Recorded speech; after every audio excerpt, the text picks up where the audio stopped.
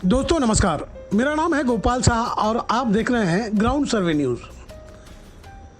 दोस्तों, खाड़ी मुल्क की क्या दशा हो चुकी है और जंग के क्या हालात हैं, इसी विषय पर आज चर्चा होगी।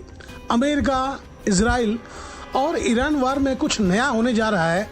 जिस तरह से अमेरिका तैयारी कर रहा है, उससे इतना तो साफ है कि यह जंग विकराल रूप धारण कर लेगा और इसका दुष्परिणाम गरीब मुल्क पर पड़ेगा। जाहिर सी बात है, इस आग से भारत भी अछूता नहीं रहेगा, जिसकी वजह से विश्व में एक बार फिर ऊर्जा संकट घनघोर रूप इख्तियार कर सकती है।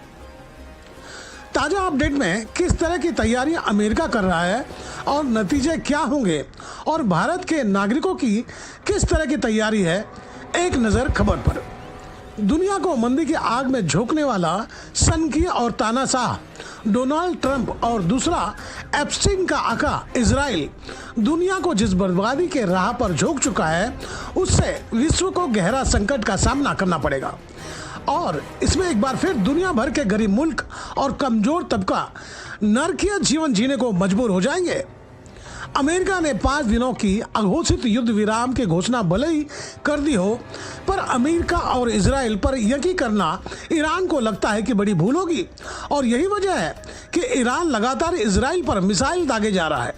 इसके अंजाम क्या होंगे वह अभी कहना जल्दबाजी होगा, लेकिन अगर अमेरिका ने ईरान का पावर प्लांट पर बम डालने की गुस्ताखी की है तो इसके नतीजे बेहद भयानक देखने को मिलेंगे, क्योंकि ईरान कह चुका है फिर पूरा मिडिल ईस्ट में आग लग जाएगी। अमेरिका ने अपने जितने अड्डे मिडिल ईस्ट में बना छोड़े हैं, उन्हें कतरा कतरा पानी के बूंद के लिए तरसना पड़ेगा।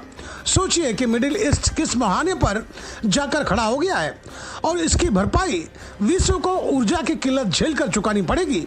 वहीं अगर भारत की बात की जाए तो हम पहले भी कोविड के दरमियान जो दर्दनाक दृश्य देखे हैं, जिससे आम आदमी चलते चलते दम तोड़ गया। भूख और प्यास से कितनी जाने गई, इसका सरकार के पास कोई डेटा मौजूद नहीं है। कितनी लाशें कतार लगकर जलने का इंतजार करते रही और गंगा किनारे गिद्ध लाश को नोचकर खाते लोगों ने देखा होगा।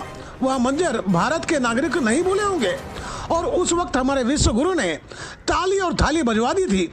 आज एक बार फिर देश के नागरिकों को प्रधानमंत्री मोदी के भाषण ने उलझा कर रख दिया है। जिस तरह से सदन में उन्होंने कहा कि हमने कोरोना के वक्त ऐसी चुनौती का सामना किया है, अब हमें फिर से उसी तरह तैयार रहने की जरूरत है। इस बात के क्या मायने निकाले देश के नागरिक? दोस्तों, जंग अगर लंबा खिंचा तो जाहिर सी बात है डीजल, पेट्रोल और गैस की कीमतों में उछाल आएगा और यह उछाल तक ही सीमित नहीं रहेगा। महंगाई एक बार फिर बढ़ जाएगी, यानी कि शायद ही कोई चीज़ ऐसी बचेगी जिसकी कीमतों में इजाफा नहीं हुआ होगा। ऊपर से जंग विकराल रूप में फैला तो भारतीय जो खाड़ी देश में काम पर गए हुए हैं, वह वापस भारत आने के लिए छटपटाने लगेंगे। उसकी वजह से विदेशी मुद्रा पर जो असर पड़ेगा, रुपया तब और कितना लुढ़केगा, ये देखने वाली बात होगी। पर सबसे अहम सवाल यह कि लाखों भारतीयों को भारत सरकार कैसे भारत लाएंगे, कैसे मैनेज करेगी।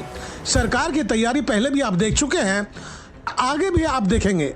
फिलहाल खबर लिखने तक ईरान अपनी पूरी ताकत लगाकर इजराइल को सबक सिखाने पर लगा हुआ है और इजराइल लेबनान समेत रह रहकर ईरान पर बम दाग दे रहा है। आने वाले समय में सऊदी अरबिया, कुवैत, ओमान क्या गुल खिलाते हैं, ये देखने वाली बात होगी। लेकिन ईरान ने अपने मंसूबों से साफ कर दिया है कि जंग खत्म ईरान के शर्तों पर होगा, जबकि इस विपत्ति की घड़ी में ईरान का हर नागरिक अपने मुल्क के लिए अपना जान देने और लेने पर तुला हुआ है। ईरान की जनता अपने वतन के लिए अपना सब कुछ निछावर करने को तैयार है। तो दोस्तों, आपको मेरी खबर बेहतर लगी हो तो लाइक करें, सब्सक्राइब करें और बेल आइकन दबा दें। आप हमें कोई सुझाव देना चाहते हैं तो कमेंट बॉक्स पर लिख भेजें। तो गोपाल शाह को दीजिए इजाजत, जल्द हम दूसरी खबर के साथ हाजिर होंगे।